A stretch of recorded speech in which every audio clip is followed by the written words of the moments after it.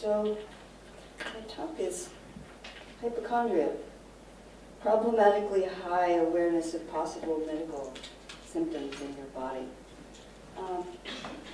So it's interesting here because it's a place where two kinds of self-relationship can come apart. You can have high self-awareness and self-scrutiny of your body to the point of self-absorption without having necessarily self-knowledge of the medical condition of your body or of the hypochondria itself. Although, I should say, lots of hypochondriacs are aware, painfully aware of their situation.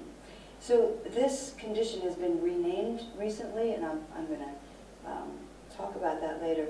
But the symptoms are these: preoccupation with and or fear of or conviction of the possibility that you have a serious disease, a high level of anxiety about health in general, no serious symptoms. If there are serious symptoms, there are two variants of hypochondria, where you do and where you don't. Excessive health-related behaviors like seeking health care, checking your body, seeking reassurance from doctors and predictably rejecting it.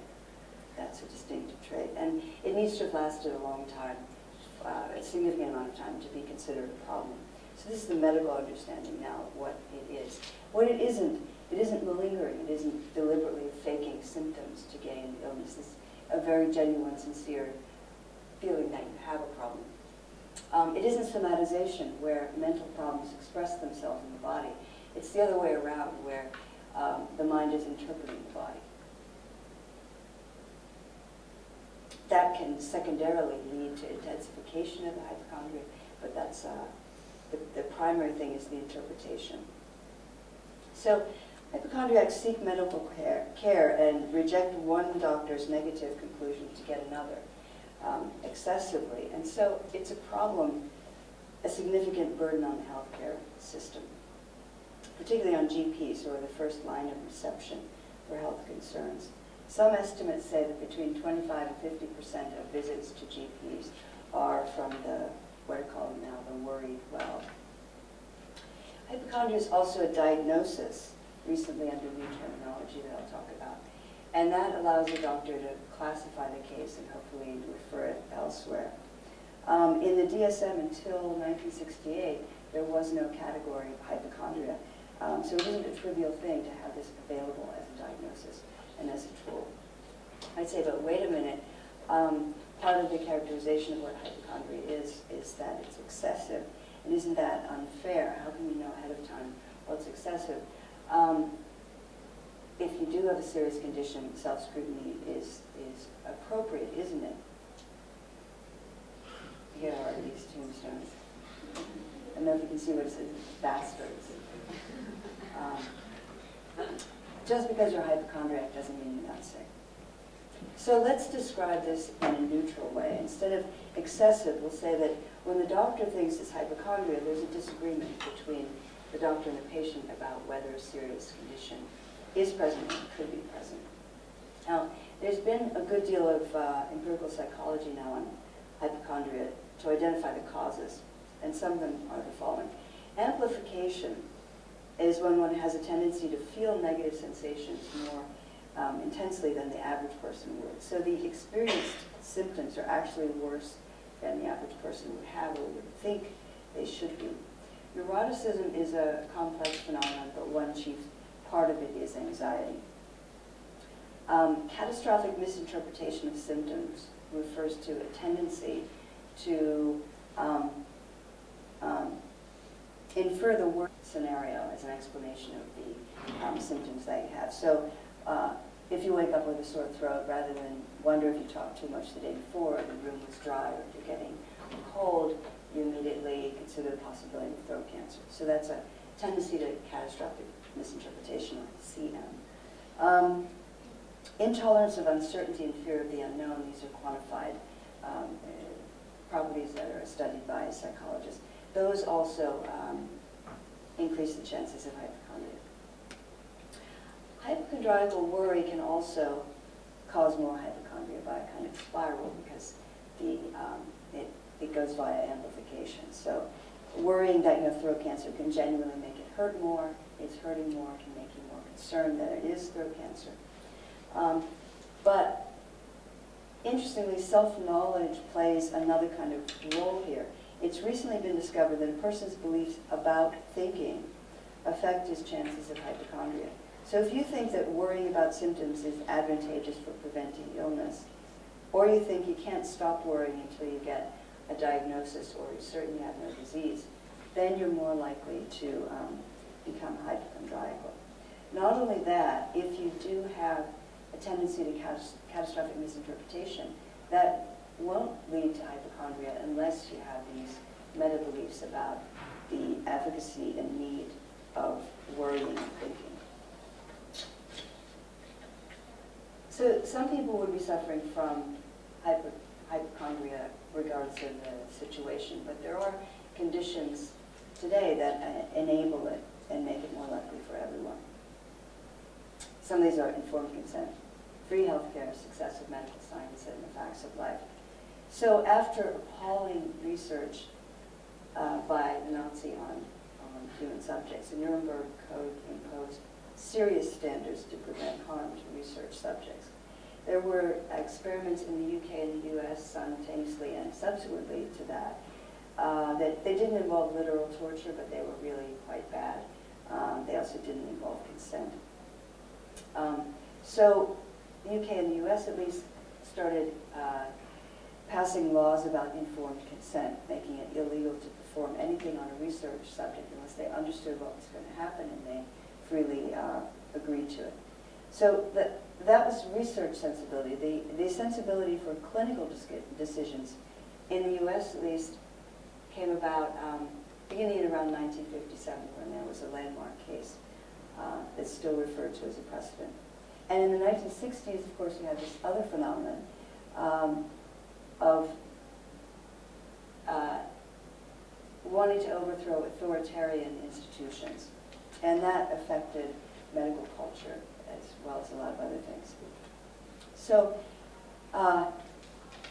so as Chris was saying, before this era, it was part of standard medical practice that there are some things you don't reveal to the patients. It's not good for them. After informed consent, that's more difficult. There are consequences of informed consent. Of course, the patient has more authority generally and can't be denied knowledge. One of the consequences of this is anxiety. More knowledge means there's more to deal with. There's, if you're a curious person, more to think about, more to be therefore concerned with, want an explanation for. But also, the simple use of placebo is no longer an option. This is where the doctor effectively let the patient believe that they were getting medicine when actually they were getting something like a sugar pill. And it did the job, however we want to describe what doing the job is.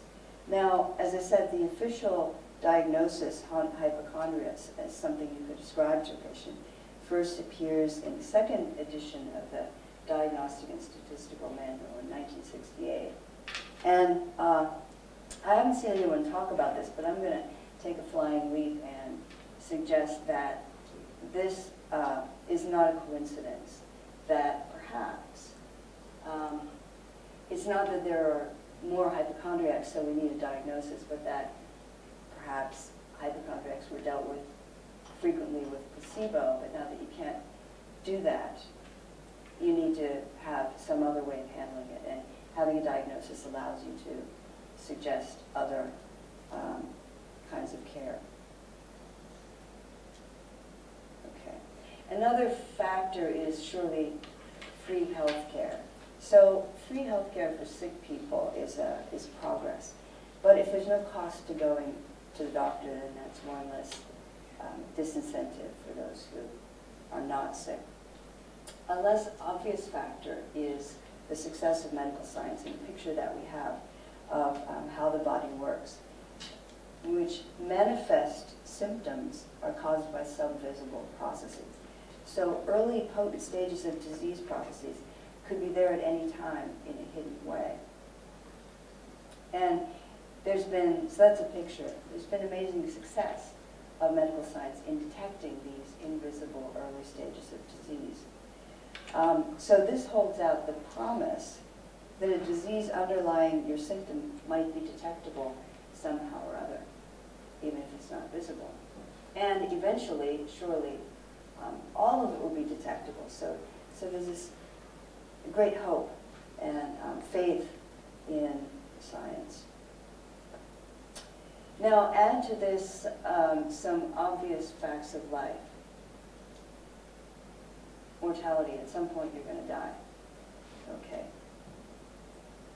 And the world isn't magical. If you die a natural death, your fatal condition will develop at some time before that point, and its initial stages will be small and invisible. Okay. Now, we're going to die, and usually we spend at least a little time before that sick, but we don't want to think about that all the time in our lives. So that must have something to do, I would think, with how much we like to poke fun at hypochondriacs. So if you can't see that, they're at Hypochondriacs Anonymous, and the one guy says to the other, first step is the hardest. You have to admit that you don't have a problem. Okay, so we like to make fun of these people, and it helps us to keep consciousness of death and illness at bay. So we have the facts of life and the success of medical science. We can add to that the well-known fact that early detection saves lives, and self-scrutiny aids early detection. Done well. So it's amazing that we aren't all hypochondriacs, you might say. At any time you may have an invisible fatal condition that's in principle detectable, and self-scrutiny improves your chances of survival. You know, like, why aren't we all testing, checking everything, checking Google all the time? Well, maybe we are all checking Google all the time. So what can we do? We're not going to change the fact that we're mortal anytime soon. We can't put the informed consent genie back in the bottle. We're not going to stop the progress of improved detection. Or we wouldn't want to. And we don't want to discourage patients from all kinds of self-scrutiny, because in fact it does help. It can help. There are a number of options. It turns out that there are ways of using a placebo effect that are smart and don't violate informed consent. And I recommend a book called The Placebo Effect in Clinical Practice. Recent book about how to do that. One of the reasons this is possible is that not every placebo effect goes by way of believing that you're taking a drug or being treated, but rather by conditioning, which is unconscious, so that even if you don't believe you're being treated, other signals can make your body respond. Okay. We can also try a reassurance strategy, but like I said, it's characteristic of hypochondria that reassurance is resisted. However, some doctors are better at it than others, and so people are trying to learn what might work and what not. Here's something that turns out to work. Reassurance that symptoms will disappear. So we're talking about usually subtle symptoms. It turns out to be true that within, 6 to 15 months, 50 to 75% of people we would label hypochondriacs, symptoms disappear. So it's actually true. You could say it, and actually apparently turns out to have a positive effect. Validation. This has been recommended in some of the things I've read, and my gut reaction is, please no. Surely that's going to encourage things more, but it does matter what we mean by validation. Another strategy is changing the terminology. And related to that, rerouting patients out of the GP clinic to some other place in the healthcare system. So here's an example. There's a relatively new terminology, MUS, or medically unexplained symptoms. So instead of getting no diagnosis or being told that it's nothing, you can be told that you have MUS. And it's a diagnosis. So this move exploits a distinction that you can make that the philosopher Martin Heidegger was using to make a point about anxiety, actually. Where do we seek the nothing? How do we find the nothing? We know the nothing. Anxiety reveals the nothing. That for which and because of which we were anxious was really nothing. Indeed, the nothing itself as such was present. What about this nothing? The nothing itself, nothings.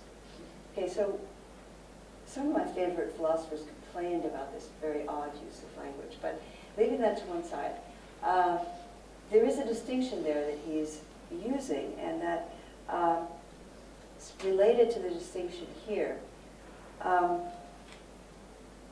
It's the difference between saying there's nothing there and giving that absence a name, capital N, nothing.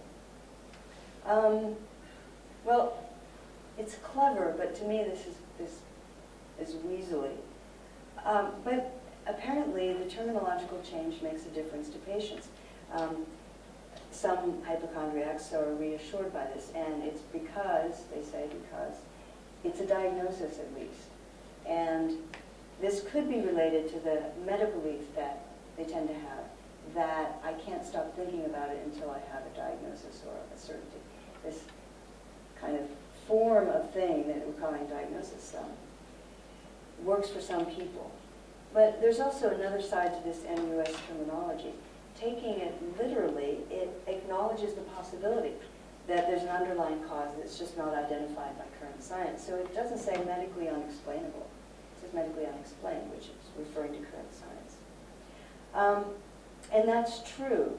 It does make it a little bit odd that it's reassuring to the patient. But maybe it has just the right degree of acknowledgement of the situation to make the person less worried. So through a combination of sleight of hand and acknowledgement, this change in terminology has turned out to help at least some people. So that's one terminological change. Here's another one.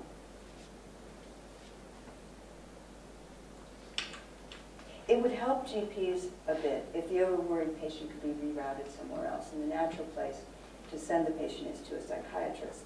But there's empirical evidence that saying to a patient, I'm going to refer you to a psychiatrist because I think you're a hypochondriac, doesn't tend to lead to the person taking up the referral for some reason. So for this and other reasons, the Diagnostic and Statistical Manual the new one has made the smart move of changing the name for these conditions. So instead of saying, I think you may have hypochondria, one could say, I think you may have a recently identified condition called IAD, and I'd like to refer you to a specialist to see if I'm right. And IAD is illness anxiety disorder. It's less pejorative, focuses not on the negative, but on what is actually present, the anxiety. So once the patient gets to the psychiatrist, he or she may prescribe a drug, but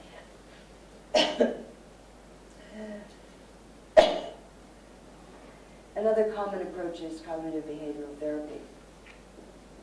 So where you work on patterns of thinking and behavior, deliberately expose yourself to get into the thing that triggers in order to get used to a more reasonable response. And research says that cognitive behavioral therapy has significant benefits on average.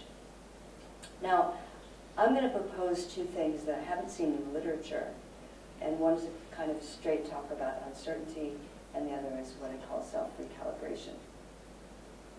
So I think a major part of the problem that underlies the hypochondriacal situation and the doctor's response to it is epistemological. That is, it has to do not with the facts themselves, but with the difficulties of getting knowledge about those facts and coping with them. So uncertainty about whether the patient has a disease is real, and it's always going to be there at any stage of science. The patient's faith in science generally makes him hope it can alleviate this uncertainty, especially with hypochondriacs.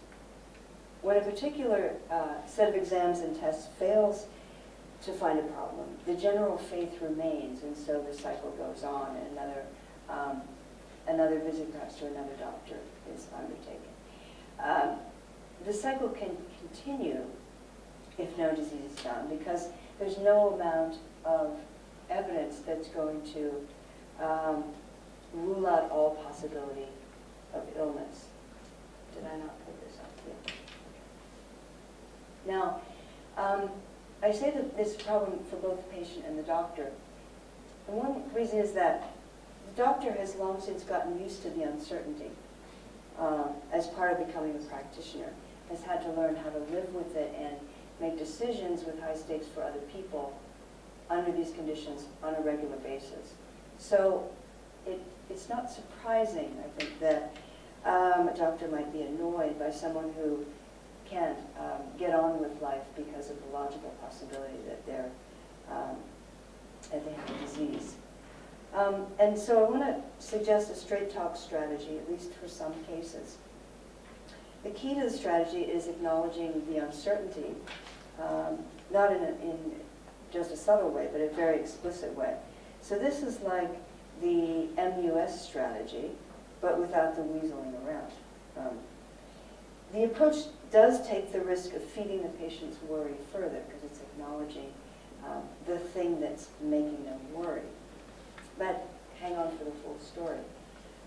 First off, you can acknowledge the possibility that there's something wrong that's not yet detectable, and then point out another truth. Given the tests we've done, this is very unlikely. So I'm reminded of friends of mine whose daughter became very anxious when she was 12 years old that her mother was going to die. And her mother wasn't sick. There wasn't anything, I say, reason for worrying about this. And the two parents had two different approaches to the situation. The father projected certainty and told his daughter, that's not possible. Now, the daughter wasn't daft, as you say here, so that really didn't work. The mother's approach, it kind of came automatically to her, was to say, that is possible. Pause. It's just very, very unlikely. And that worked to get a sort of more long-term solution to the anxiety, even though it was a little more difficult at the time. But another thing that we'll want to say is that no test we know of can guarantee that you don't have the disease, even though we know it's exceedingly unlikely. And so let's pause to think about what that means.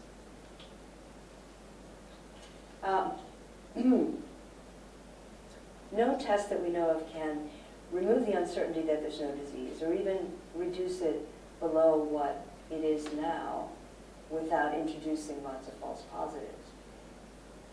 And there's a general rule of thumb that if what you're doing can't succeed, then you should stop doing it, right?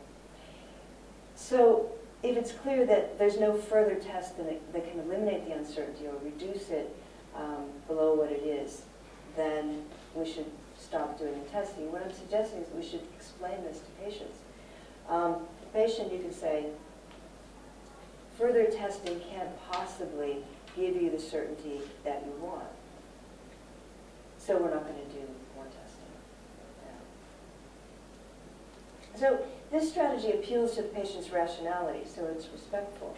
But as a kind of tough love approach, it can be risky. It's always a challenge for the doctor because she doesn't want to undermine the very relationship of trust that might make it possible to reassure the patient.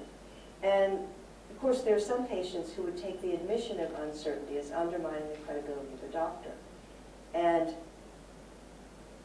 that can be one of the reasons that a doctor normally projects certainty, because the patient wants to hear that, right? So this is all very complicated business. So this was an idea for doctors. I have another idea for patients that I call self-recalibration. Here, we teach the patient to focus the enthusiasm for self-scrutiny on their own judgment. But instead of asking whether they're hypochondriacs, they're I'm suggesting you should be more specific. Am I a reliable judge of whether my symptoms are serious or not? You might say, how can the patient possibly answer this question?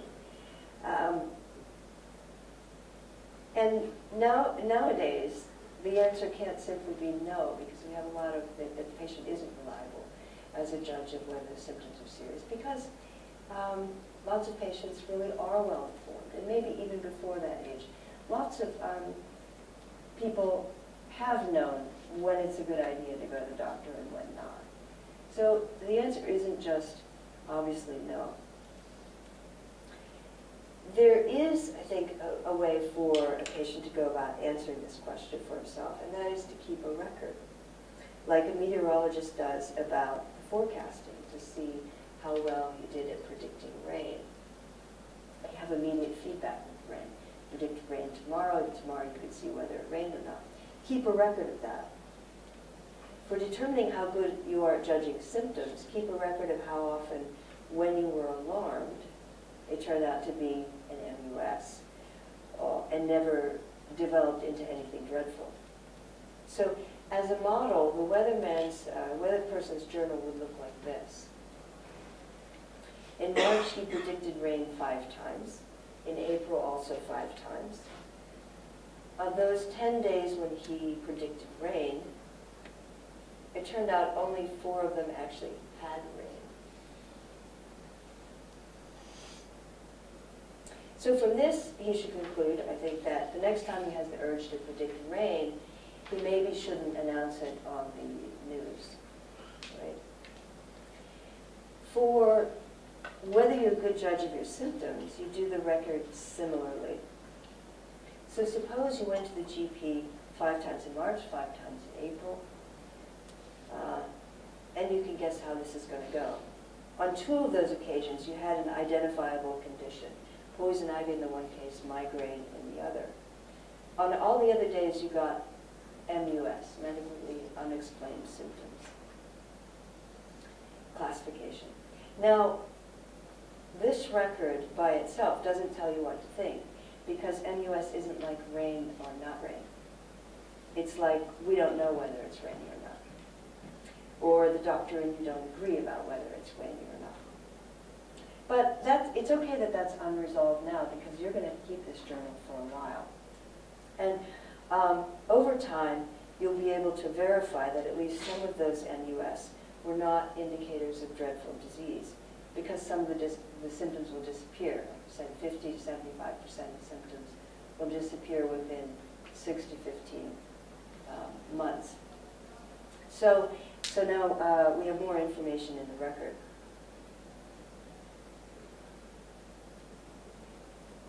Other symptoms will have sat around long enough not changing when they should have changed if they had been, say, cancer, that we can also rule those out. So now, say we can rule out at least 50%, that is 5 more of those occasions, as symptoms of disease.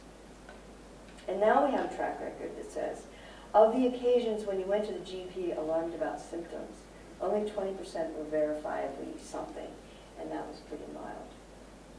And no more than 50% can still be considered even possibly something.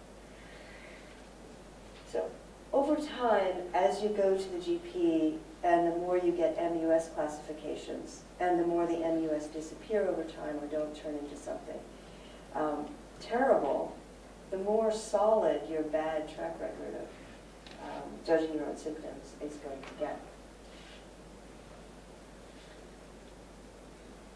So that should tell you something. In my own work, this kind of reasoning, I justify it a priori and apply it to a lot of things, generalizing Bayesianism to the second order, if that means anything. So you might wonder whether it's relevant here. I mean, is this something that will change the hypochondriac's behavior, or are they already doing as well as they could on this kind of thing? And interestingly, there's new evidence that people who test high on a hypochondria scale also have a poor memory and poorer than non-hypochondriacs, for the frequency with which past examples got medical explanations as opposed to other kinds of explanations or no explanation at all. So they overestimate how many complaints got medical explanations. And those experiments were done with the subjects trying to remember examples that were presented to them about other cases. So it wasn't judgments or explanations of their own symptoms. But it's possible that the memory failure is going to be even worse when the track record is about their own complaints. Because the low frequency of hits with one's own predictions means that you've made a lot of mistakes, and human beings tend to find it harder to remember how frequently we've made mistakes. So maybe this kind of journal keeping would help.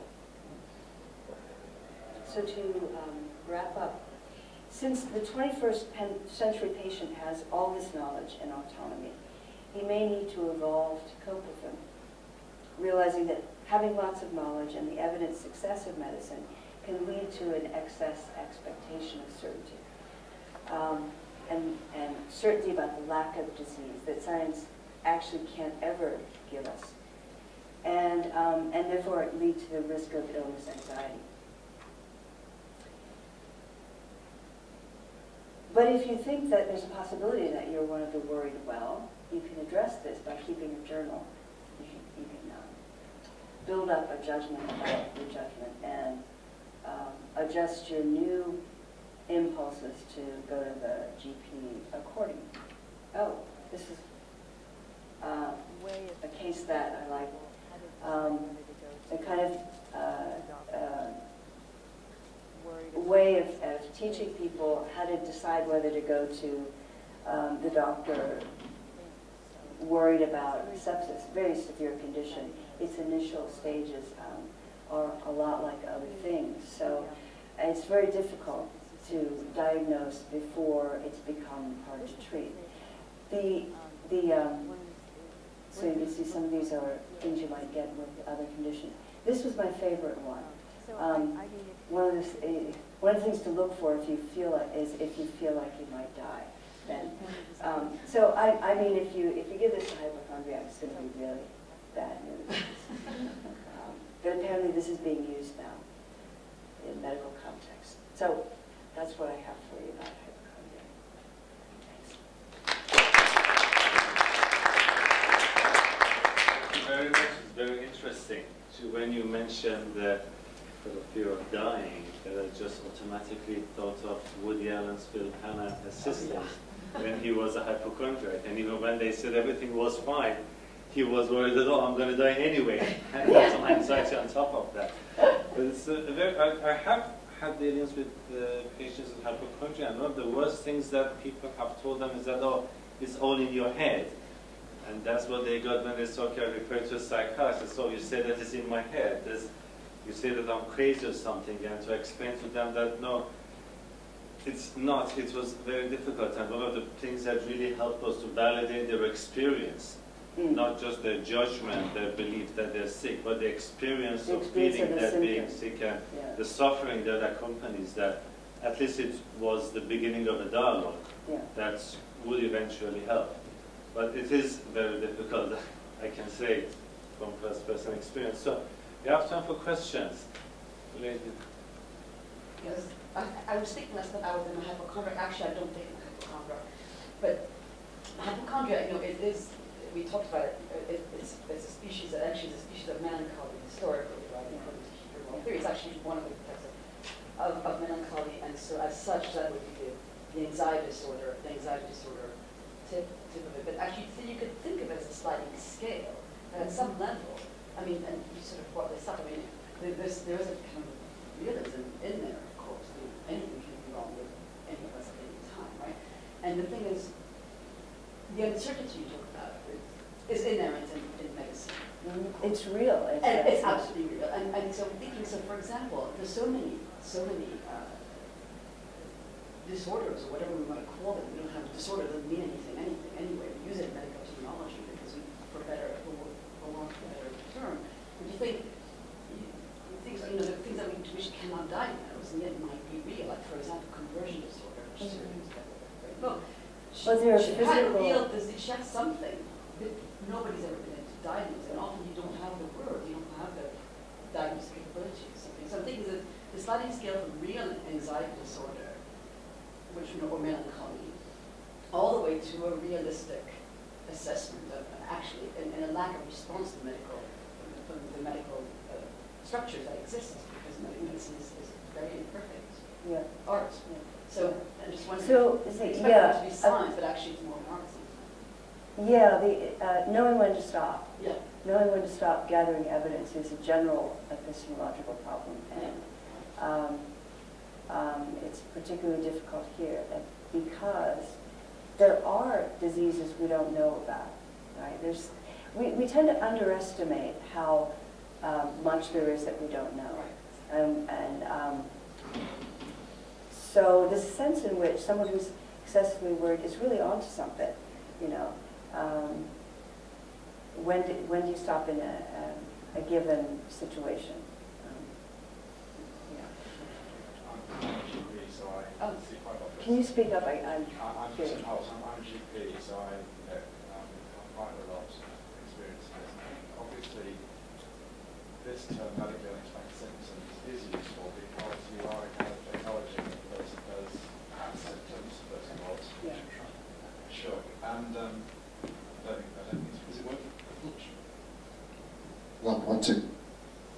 Okay. And so it's also useful because, as you say, you know, sooner or later there may well be something that is perfectly, physically, organically wrong, and you have to always be aware of that. But I think the important thing is to develop a shared understanding with the patient that, you know, you have done some investigations and you can be reasonably confident, whilst you keep an open mind, you can be reasonably confident that there isn't anything seriously wrong. But I think also it helps to explain to the patient that it isn't without harm to continue investigating them. Right. Yeah, Yeah. I Some think people that do really is understand that. important So, because people often say, well, it can't do any harm to just check this out again, Right, but actually it can. right. And so if you can persuade them that actually you may actually be doing them more harm than good by continuing to investigate them, once you have reached that point where investigations have made you reasonably confident, and you of course have got to get to that point, otherwise sooner or later you'll miss something. So you do often have to do some investigations initially, Yeah. but then there comes a point where you have to, you're in a position to explain to the patient that beyond that, they're unlikely to, you know, they're likely, they're at risk of being harmed by further, particularly invasive investigations, which Yeah. are not without risk. Yeah. Yeah. Very often. Yeah. And the other thing that I think that people don't understand is that came out in the previous talk about genetics. This whole issue about pretest probability having a very low positive predictive value. And it's not just patients don't understand this. I keep coming across quite a lot of junior doctors who need to be reminded of this. That, you know, if you keep on ticking those boxes on the request form for the investigation, You're going to find something. You know, if you are ticking a box to do a test for which you have very, very low suspicion that that condition is present, you might imagine that you are casting your net wide, but you never know, you might be lucky and you might pick up a positive case. No, this result comes back positive, and they don't have it because there's a very, very high chance that it's a false positive because the pretest probability is so low. Base rates. It's base Exactly. rate fallacy. And so if the patient is capable of, you know, understanding that, then that can be very helpful as well. Yeah, I mean, I think that's right about communication with patients. A lot of people just don't know that testing can be harmful. You know, false positives, excessive, unnecessary treatments and stuff. And maybe we need to respect patients a little bit more, that when this is explained to them, that, you know, they might accept that and say, well, now I understand. You I know. think most people Yeah, I just didn't know that. can understand, they just don't know. Yeah, yeah. Okay. Sorry. Who was first? It just again intersects sort of my world and this world. The other situation in terms of sort of queries we're now getting in genetics is the issue about children and this belief that somehow you can guarantee an absolutely healthy child. And of course, you can exclude things for which there's a high probability, but there is no test in the world that will guarantee you a healthy child. And that's what I'd say, to patients, and it also intersects with the direct-to-consumer stuff, or the sort of market in, there are tests you can have that will test for 150 rare recessive to see if you're carrying. But even if you have that test, all the scans in the world, take all your folic acid, you cannot guarantee 100% that your child will not have something wrong with it. But of course, most babies are being perfect.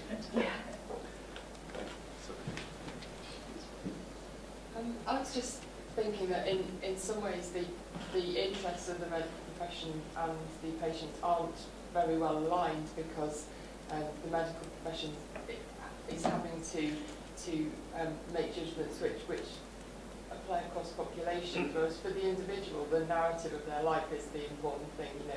They don't want to have cancer and die at an early age, and even a small level of risk to somebody who has this high level anxiety is a very real thing. And I just wondered, is there any evidence as to whether people who do present all the time with minor symptoms, do they get their cancers diagnosed early? Are they more likely to have a long, healthy life? Yeah, I was wondering about that too. I didn't find anything, but then, I'm not an expert on that. Whether, you might say, whether hypochondriacs are at an advantage, whether this excess actually makes a difference, or makes a positive difference.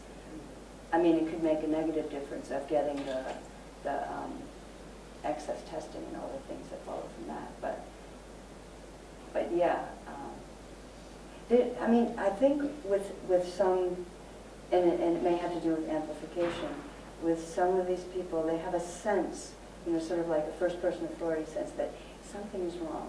And I wonder about whether it could be tested empirically, whether there is a correlation, that there's this.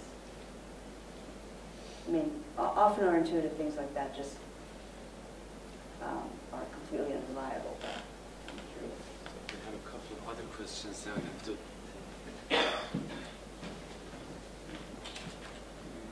So first. Hi, thanks. So just actually that point you just made was something that I was thinking about when you... Can you speak up? The point you just made about testing empirically. Just wondering, the reverse of hypochondria, if you like, would be something like a person who was blithely unaware of their own medical symptoms. So if you had something that just couldn't notice that perhaps they had something seriously wrong with their body on the opposite side of the scale. And whether hypochondriacs are just hypersensitive to their own body states. Well, that's what they're finding with these amplification phenomena, that people who score high on hypochondria actually do tend to have more intense experiences of sensations of symptoms.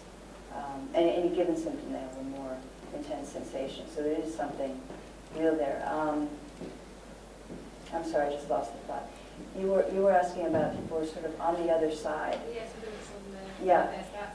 And that it seems. I mean, we were talking about anxiety a lot yesterday. It seems it might be related to something about anxiety. That anxiety is almost like a knife edge. It can make you, seek medical attention, or it can also make you avoid it, in a kind of denial response. So the more that you fear the outcome, the more you want to avoid finding out. So it seems like it can go either way. On that kind of the other way, what about someone that's just unable to detect problems in their own body? So someone that's, I understand we have these strange conditions like a stroke victim who might lose the use of their left-hand side, but if you ask them, is unable to detect that. Yeah, that's a special case where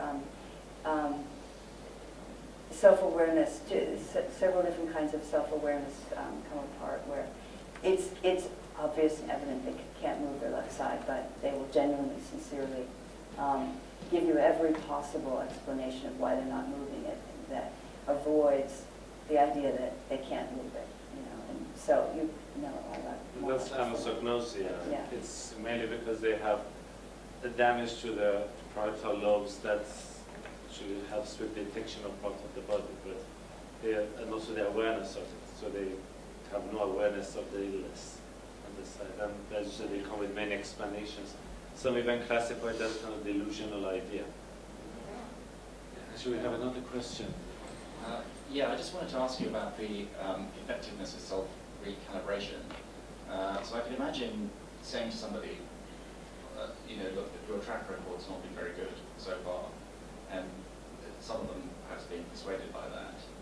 But what about the case of someone who says, well, yes, okay, maybe I've been wrong in the past, but this time is different. I mean, the past isn't necessarily a reliable guide to the future, and I can really feel it in my bones that this time there is something wrong. They might just be impervious to information about their track record, and I was just wondering whether you thought that was, as it were, the real case of hypochondria. Yeah, no, that's a good question. The way that it's supposed to work, ideally, so the normative way you're supposed to do it, requires that the track record you're using is actually a track record about cases where you used a similar method. And also negatively, if you did use the same method, you can't ignore the fact that so you can't just say, well, this is a new case. If you use the same method, the track record is relevant. So, but there's this question about hypochondria. I was talking about whether it's possible that this is part of the problem, and I think the empirical evidence suggests that it might be. But whether the journal thing would help the hypochondriac improve is, I have no idea.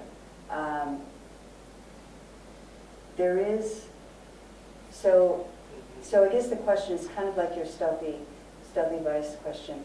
Is the person who's likely to forget this track record going to be also likely to misinterpret it even if it's available, even if you force it to be available? I don't know. It seems like a different kind of cognitive move, so maybe it would work. There's also an issue about sameness method here, whether they accept that the method they're using is the same in this case as in previous cases. Right. It might be the same, but they might not accept But that. then, yeah, right. We have a question here. Yeah, it's just about the straight talk strategy. So one thing I was thinking is, like, people have a hard time, picturing very low probabilities. And I was thinking maybe like an improvement to that strategy is to try to lift the fact that elsewhere in their life people are discounting very low chance events. Analogies, yeah. Yeah, like, I mean, with lotteries, for instance, I often do that. Like, people think, oh, you might win the lottery, and then I ask, like, what do you think is the chance that there will be 1, 2, 3, 4, 5, 6, 7 as the numbers, and then my ticket would have the very same chance as that. Right. And then people might think, like, that the 1, 2, 3, 4, 5, 7, it's just no way that's going to come out. Right. And you might hope to live this stuff. Maybe, I don't know, like, tell a patient, like, this is as likely as like your 2 neighbors dying in separate accident tomorrow morning. Mm-hmm. This kind of thing where they discount, using things that they discount to try to lift that and get them in the same attitude towards their own symptoms. Yeah, that seems like a good strategy on the strategy of appealing to their rationality, addressing what might be cognitive mistakes, or because we often have difficulty imagining the scale of probabilities, and this seems to me a good idea, analogy. So instead of saying it's exceedingly unlikely, you could say it's about as likely as getting hit by lightning. And then think about that. Well, or winning the lottery. That's what it's like. Yeah.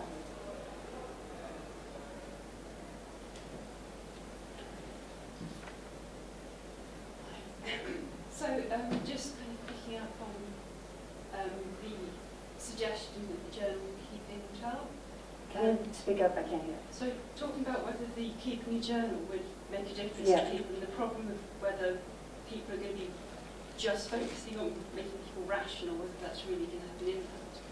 I was also thinking about the relationship between knowledge and action, and people that are very anxious might have a low sense of control over their future, and worrying about health is about, can I control my future? Yeah. And the interesting thing about the journal is that could be quite empowering and offer a way of controlling, which in itself is helpful, Yeah, as well as it being about a rational process. right, a sense of control, yeah. Yeah. So there is that extra relationship, it's not purely rational. But yeah, Yeah, no, that and suggestion that's, could be helpful. yeah, that's a good idea. Do you have ideas about why it would give you a sense of control? Because I feel you're just writing stuff down, you're just acquiring knowledge about yourself. Because that's still an action. I think that intellectual processing in itself is an action, Mm-hmm. a behaviour, if you like. And it's a kind of taking charge, I guess. Yeah, that exactly. you're doing. Empowering. Yeah. I Yeah. just can imagine it being. Yeah, no, that sounds right. Yeah. Yeah.